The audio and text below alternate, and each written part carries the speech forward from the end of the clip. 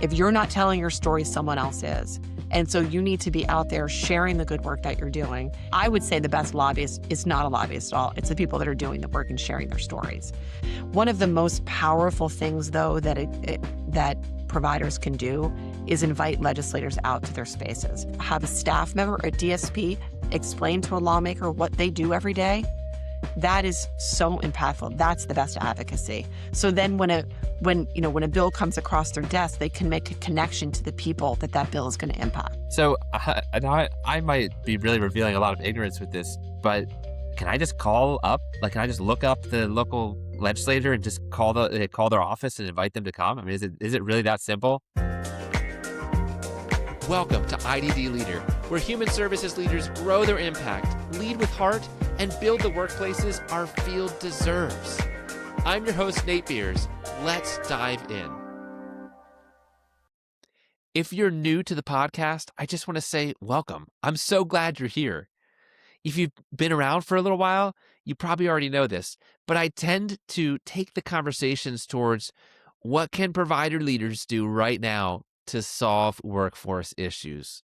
I mean, quite frankly, that's my passion, especially when it comes to supervisors, because that is particularly where I tend to focus, although certainly there's many factors at play.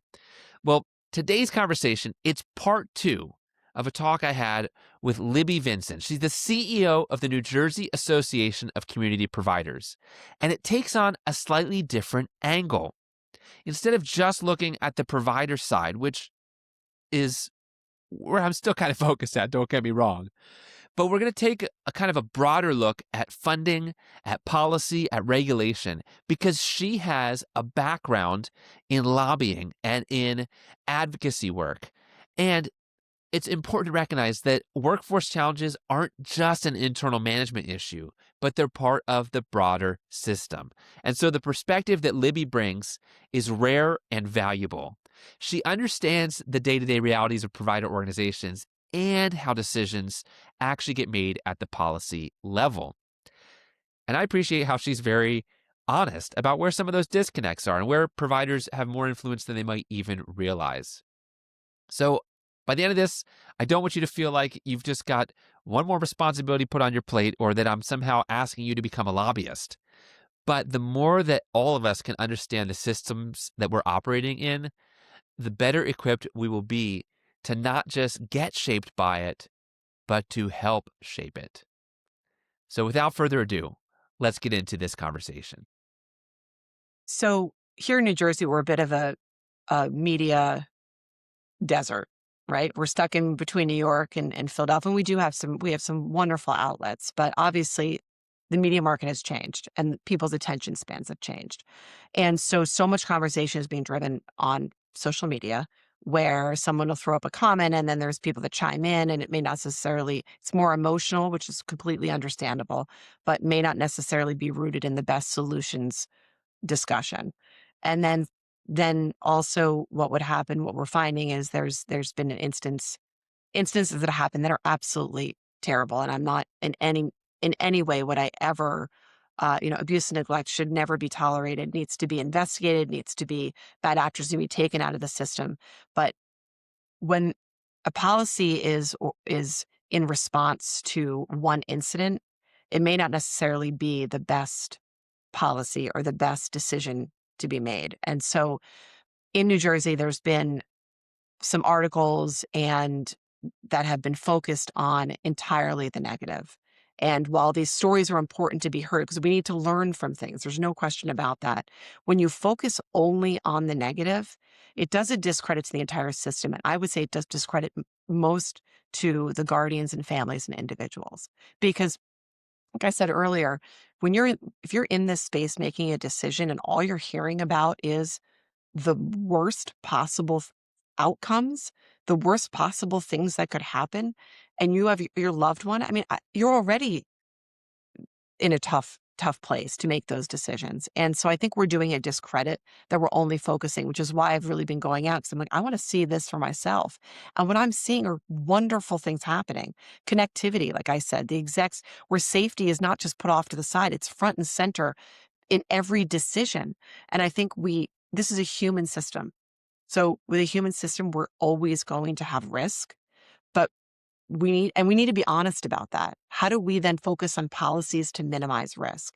And one of the things that we're really looking to do in the next legislative session, which begins in January, and new governors coming in as well, is focus. So much has been on the after, which is important, right? If like I said, but what could we do at the beginning to prevent things from happening? And certainly investing in the workers that are doing the work is important.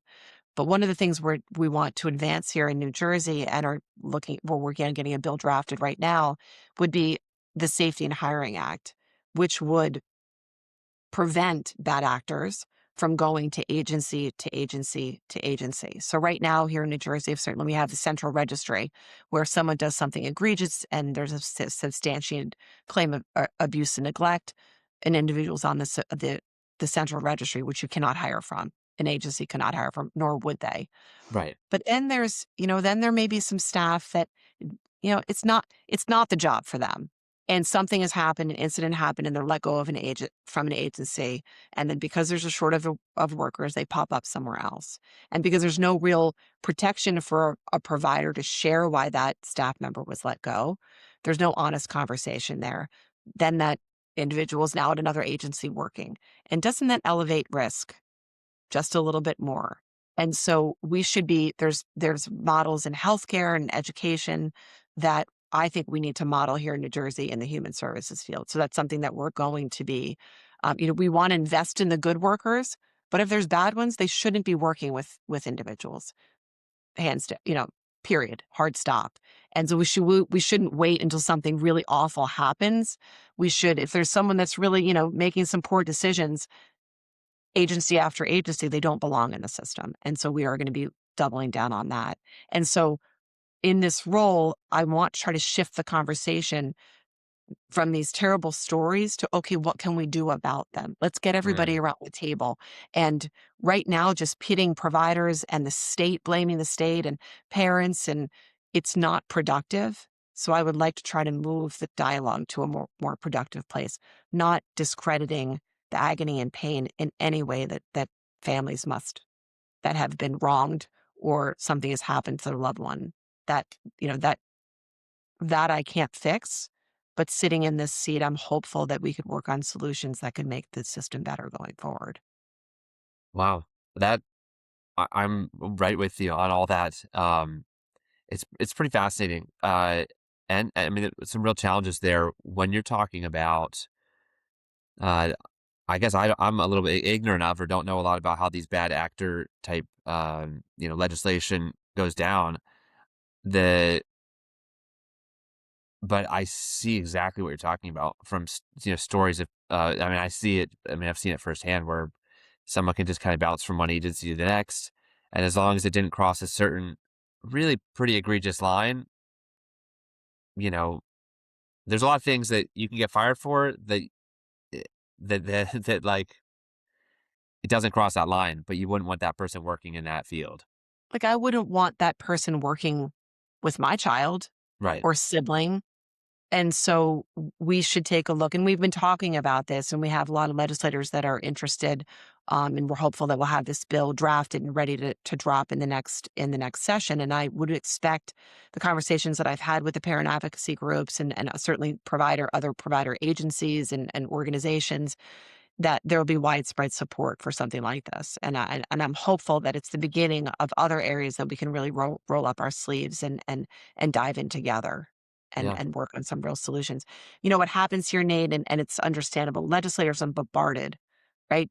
And so when someone calls a legislator's office, they're usually at their end of the rope. They don't know where to go. And so I don't blame a legislator listening. And if they hear, they hear something that egregious that has happened in their district, I would want to respond too. And so often a piece of legislation is dropped that in response to an incident, and it may not necessarily be the best way to deal with that incident. And so what we're finding is, overregulation and more paperwork and more levels of oversight is important, regulation is important, but you keep piling that on, that takes people to this and away from looking at each other. People just filling out notes and signing the documents and resubmitting reports and resubmitting paperwork when we need to keep people face to face working directly with the individuals. And that's where their attention and time needs to be. Yeah, that's a really great point. And um, not to make light of it, but I have often joked with people where um, at various places where I've worked, and sometimes there might be like a little bit of a curious, rule or policy, and I'll say, "Oh, there's a story behind that, right?" Yeah. Like if you ever run into it's like there's a rule about no reading poetry on Tuesday afternoons, and you're like, what's this about? Well, sure enough, somebody engaged in neglect because they were reading poetry on a Tuesday afternoon. I mean, that's obviously a made up example, but it's kind of like it can be so reactive or so reactionary that like the heart behind it was spot on.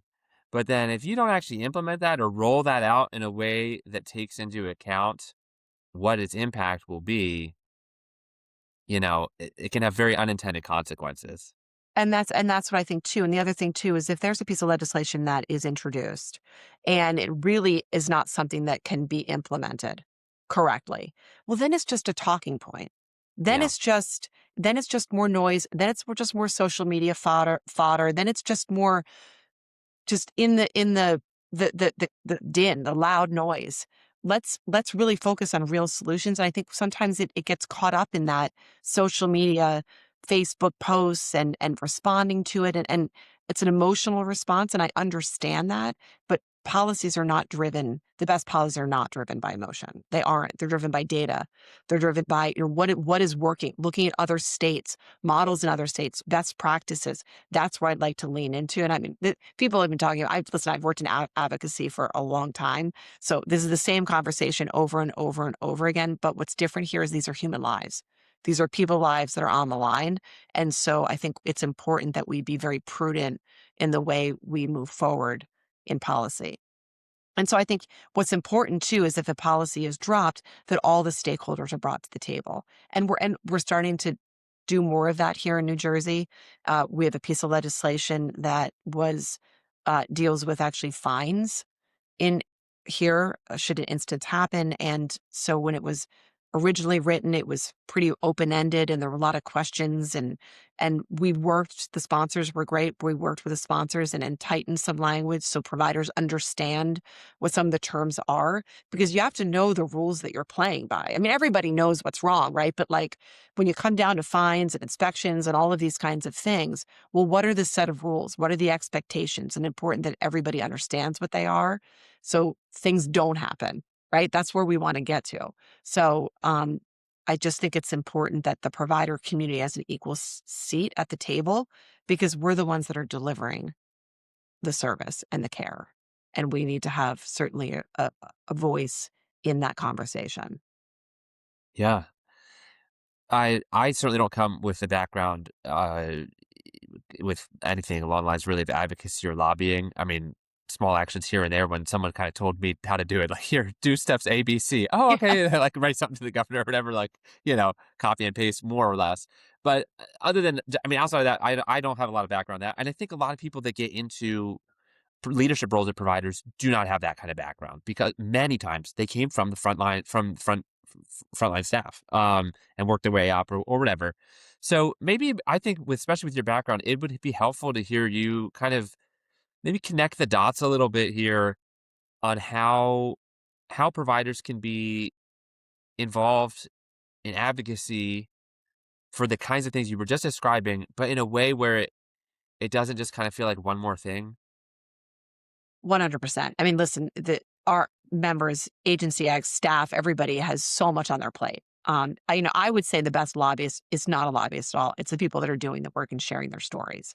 And so here at NJACP, when we reach out to our members to ask them to chime on something, we're very strategic and when we do that and we provide the talking points, but we ask them to sort of balance those talking points with their realities of what they're seeing every day. One of the most powerful things, though, that providers can do is invite legislators out to their spaces. I had said earlier how Hold on, hold profound. on, hold on. Let me interrupt you. You're allowed to do that? Like, I didn't even know Yeah, that's like a thing. Okay, so how does that yeah, work? Go ahead. I want yeah, to hear your story, yeah, but tell me how yeah. this works. So, Yeah. I said earlier how much I have learned by being going out to providers, inviting legislators on a site visit to see it, to a group home, to a day program. So that's the most profound, impactful thing a provider can do is invite their legislators out. Their grand opening that we had today, there was the mayor of the town. There's a connection then. They understand. The other thing too is if you don't have a loved one with a disability, right? And you don't interact often with people with disabilities, it can feel distant. You could sort of put it aside, Yeah. right? It's so important for them to be in spaces because these individuals are their constituency too. And by the way, many of them vote and they need to know that, and their families vote. And so site visits, I know it maybe take a little bit of time, but bringing them out for a 45-minute visit to sit down with them and explain and have a staff member, a DSP, explain to a lawmaker what they do every day, that is so impactful. That's the best advocacy. So then when a bill comes across their desk, they can make a connection to the people that bill is going to impact. So we help at NJACP. We always ask our members to do it and we'll work with them to set up those site visits. But when it happens, all of the staff or the execs that are part of it all see the how worthwhile it was because those lawmakers come away with such a greater understanding and a relationship now that they have with the agency, with the lawmaker. So if they need something from them, they're just calling them in a desperate move. They've already made that connection. So those relationships with their district legislators are really, really important. So, I might be really revealing a lot of ignorance with this, but is it really as simple? Like, if let's suppose I'm an executive director, or I don't know, some other exec at a agency with, like, I don't know, 100 staff or 150 staff. Maybe we're serving 50 people. We're not some kind of real big agency. Can I just call up? Like, can I just look up the local, you know, legislator and just call their office and invite them to come? I mean, is it really that Absolutely. simple? It's really that simple. It's really about asking. It's about making the ask because so few people make the ask. Make the ask, they'll come. They'll come. You're a constituent. You're in their district. I mean, usually the most responsive ones will be are the ones that are in the district. They'll want to come out. Yeah. They'll probably want to take a picture. They'll probably want to post something on social media, but isn't that great for you too? It gives Right. you a little bit of exposure, right? So yeah, send them an email. It's really that easy. And we find that when you do, 9 times out of 10, they'll come. And they come. There's such a bad rap around lawmakers. The truth is, especially a state legislator. I mean, listen, I know them because I sit in this seat, and prior I was a lobbyist, so I laugh sometimes. I was paid to know who they are, but Okay.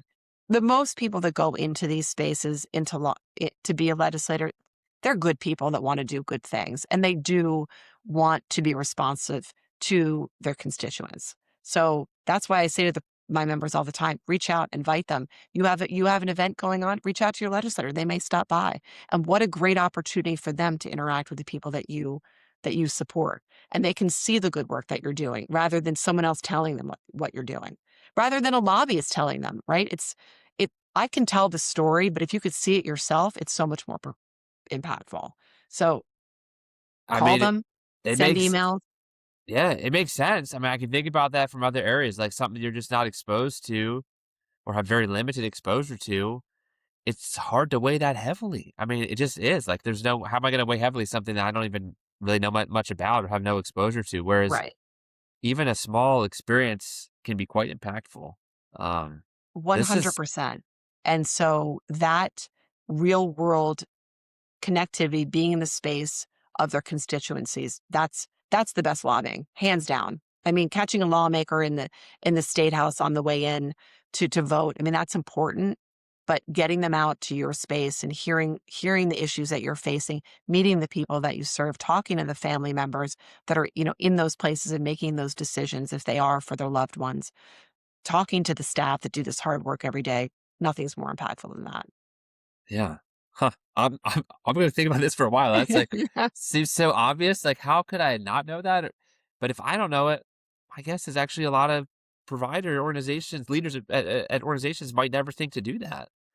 And I would say too, this human services, nonprofits, this sector, everybody's so busy doing the work, It's true. right? And they're talking to each other, talking to maybe to other providers or colleagues and things, and but they do need at this point, it's right. We're in the world of social media and all these things. If you're not telling your story, someone else is. And so you need to be out there sharing the good work that you're doing. And the press isn't focusing on the good. So you need to get out there and share all the things that are happening. This is what I say to my agency. You tell the story then because you're doing the great work. Let them come see what you're doing. Have an open door policy. That makes all the difference in the world. So I encourage across, anybody in any sector to let your lawmakers know what you're doing because they're going to be making decisions that impact what you do. And shouldn't they know what that is? Wow, that's powerful. Yeah, if you're not telling your story, somebody else is. I like that. I'm gonna remember that one. Um, as you think about growing NJACP's membership, what types of support or value do you want to create for providers, and especially those feeling the weight of the workforce challenges? And I'm asking specific for yours, but again, this is a nationwide audience. I'm sure there's very similarities, just across state to state with this one. Well, first, with the associations, obviously looking at what are we doing, what are we doing well, or things that we need to change, and the current services that we provide. We are expanding into providing greater support. And there are a lot of new providers that are coming into the system in New Jersey. And we have a lot of legacy providers that have been around a long time. So we're thinking about creating a mentorship program where sort of our legacy members will provide support for these new and emerging providers, give them some tips and this is what I did. This is how we grew. Here are some of the best practices that we have, so we can continue to drive quality right from those that are coming into the system. So that's one thing we're looking at. We're also looking at some of our members are in the youth services space, and so transition from youth services. We're in two different in New Jersey. The DDD is the Department of Human Services. That's the adult system. Then DCF is the Department of Children and Families. That's the youth system. And so they're in two different departments. And then there's that transition time, which is for many guardians and parents and individuals a time of great trepidation. So I'm looking to learn more about that. And is there a way that we can service our members that are providing youth services a greater way? So we're creating a constituency group around that. We also have a program, a strategic partner program, where they're vendors that provide services in this space that do really good work and innovative work to support providers. We're looking to grow that. One example is a business that provides basically maintenance and for group homes. They have this amazing program where they're basically saving residential providers monies by creating sort of capital plans for these residences across, for different providers. I'd like to grow that strategic partner program because I think it's been of high value for our members. And sometimes they don't know about a service or they need something, but there are so many great businesses here in New Jersey that could meet their needs. And we would like to elevate those businesses and organizations in a greater way. Yeah, that's those are great ideas. Actually, what you were just sharing, I think that I of the exposure I've had either firsthand working in a couple different industries and fields through my career, and then certainly as soon as I just think about friends, family members that are in lots of different industries, I think the IDD field is probably one of the least competitive fields because there's no, the only shortage is of workers. It's not like we're fighting over customers because, the individuals being supported, usually there's a long list of people waiting for funding, but then even the ones that have funding, there's often a list waiting for them to find a provider that has an opening. Correct. Providers are turning away people every day, the number one reason being for lack of staff. So this idea of that mentorship that you mentioned in particular really stand. I mean, the other thing that sounds really cool too. That really stood out to me because honestly, more strong providers around you, it's just a win. There's not really a loss in that, even though, like, yeah, technically, maybe someone, family or somebody chose another provider rather than you. But again, we're not hurting for finding people to support. We're hurting for finding models and ways to do it as strongly and to bolster out that workforce, really, I would say. Yeah, and I would say, the other thing, as you were just saying, I mean, I was just at this provider. This is what we're hiring, was a sheet with there's about, you know, 15 jobs, different job categories that this provider is hiring for. They just opened up this new day program, right? This, when you're looking at, we just had an uptick, right, in the unemployment rate. Well, guess where? There's not an uptick in this field.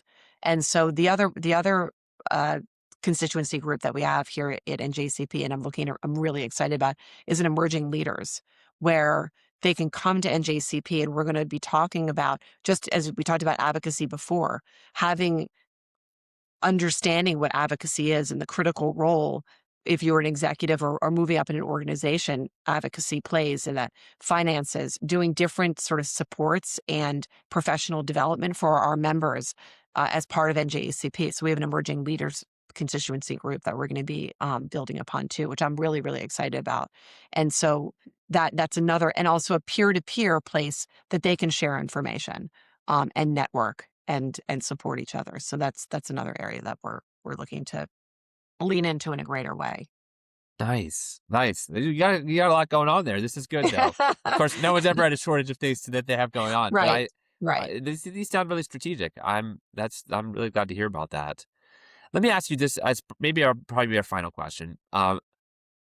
Even with all the challenges, what what personally gives you the most hope when you look at the workforce and the organizations that are supporting individuals every single day?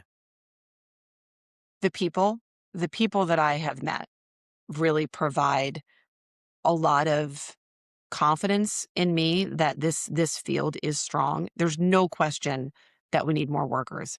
But I have met, the past 6 months, some of the most inspirational, interesting, smart, bright people that I have met in my decades of working. And I won't say how many there are of those. I won't but ask. but I really, honestly, and that's what gives me great hope, because we want those people. That's who I would want caring for my loved one, right? So that brings me hope. And I've always seen where there's challenges, right? We have Medicaid cuts coming down the pipe. Maybe some policymakers don't fully understand. But in that space, there are opportunities. If as an association, if we can position ourselves, and we have a great foundation here, and my hope is that I could build upon that foundation to, to be a resource. Be a resource, certainly to providers, but even the greater community. We get calls all the time from, as I was saying, legislators get those calls where people are desperate. We get them here in NJCP. They don't know where to call. Do you provide services? Can you help me? I have a child. I don't know what to do. And we're looking to provide greater information to the entire community through our website. That's one of my goals going forward. But I wouldn't be so inspired if it wasn't for the people that I have met. And what I would like to see is recognition, greater recognition for those staff that I've have met and sat with and had the privilege to be with the last 6 months. So that's probably the best part of my job. I'm the people person 100%, but those that I've met this past six months, and the privilege that I get to work with, really inspires me, and makes me happy and feel privileged that I get to sit in this role as leader of NGACP. Hmm. I love it. I absolutely love it. Well, thank you so much, Libby, for your time today. It's been a blast, and I feel like I get a front row seat by just in this role with the podcast host. But a lot of great takeaways from what you shared. So thank you so much. Thank you. I know I say it a lot, but wow, what a refreshing perspective. One thing that I'm really reflecting on is how workforce stability doesn't improve in isolation. It improves when leaders stop carrying the weight alone. Part of that happens when they share their stories, they coordinate efforts, and they help policymakers understand what leadership in human services actually looks like on Tuesday afternoon when 3 people called off. So I always try to leave you with an action move. Here it is for this episode. And it's a little bit less about fixing something in your organization and more about strengthening the community around your organization. I want to encourage, or even maybe challenge you, reach out to one other leader this month. They could be a neighboring leader, or they might be living across the other side of the country. But ask them, what's one workforce challenge that you're dealing with right now, and what's one thing that's actually helping? This is not about, I don't know, trying to create some big, momentous anything. It's actually about the connection that happens and the shared learning and the shared, I don't know, carrying the burden together, I guess you could call it. That kind of sounds almost cheesy, but I think you hear what I'm saying. It's creating something that's so valuable. Now, if you're listening to this and you're thinking, I want to be part of that kind of a leadership community, I want to let you know that in some ways you kind of actually are by even listening to this podcast. There's a growing group of human service leaders who have decided that even in a broken system, they're going to make their organizations the best possible places to work or the happiest org on the block. And if you want some extra support along those lines, I have a free resource for you. Plus, I'll put you on the weekly newsletter I send out, which I've heard a lot of really encouraging feedback from those who receive. Again, part of a community of people that are moving in the same direction here. But before I sidetrack myself too much, it's the resource is called "The 7 Quiet Danger Signs Your Supervisors Are Burning Out Their Staff."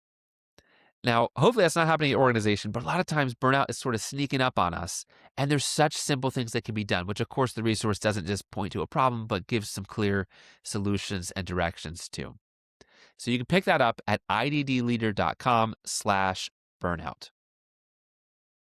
Anyhow, I'm just thankful that Libby shared from her expertise, the clarity she has in this role, and giving us that system level lens to look at and bring that to the conversation. It was powerful. But I also want to say I'm so thankful for the work that you do, and I know that might sound cheesy, but if you were sitting across the table from me right now, face to face in person, that's what I tell you. I'd say I have a lot of gratitude. I'm thankful for the work you do. So until next time, here's to you. Keep up the amazing work.